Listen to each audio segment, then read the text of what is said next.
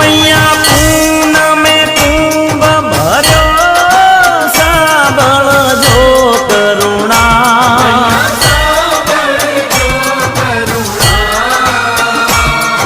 वशिष्ठ देवे वखाण्या मार्कंड मुनिये वखाण्या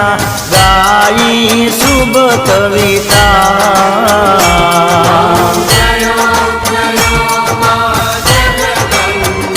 मैया संवत 1657 1622 मा